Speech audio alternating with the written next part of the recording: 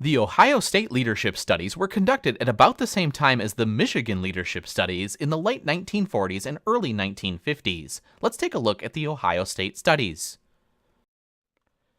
Ohio State leadership studies defined leader consideration and initiating structure behaviors as independent dimensions of leadership.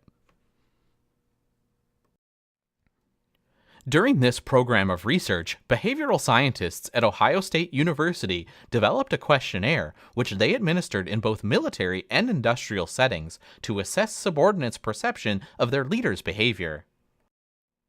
The Ohio State studies identified several forms of leader behavior, but tended to focus on the two most common ones, consideration and initiating structure. When engaging in consideration behavior, the leader is concerned with subordinates' feelings and respects subordinates' ideas.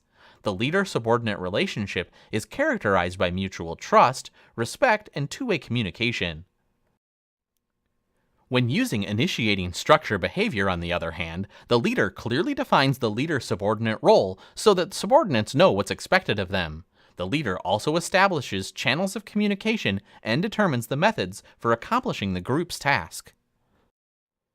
Unlike the employee-centered and job-centered leader behavior, consideration and initiating structure were not thought of to be on the same continuum.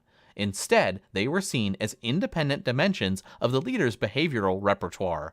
As a result, a leader could exhibit high initiating structure behavior and low consideration, or low initiating structure behavior and high consideration. A leader could also exhibit high or low levels of each behavior simultaneously. The Ohio State researchers also investigated the stability of leader behaviors over time. They found that a given individual's leadership pattern appeared to change little as long as the situation remained fairly constant. Another topic they looked at was the combinations of leaders' behaviors that were related to effectiveness. At first, they believed that leaders who exhibited high levels of both behaviors would be most effective.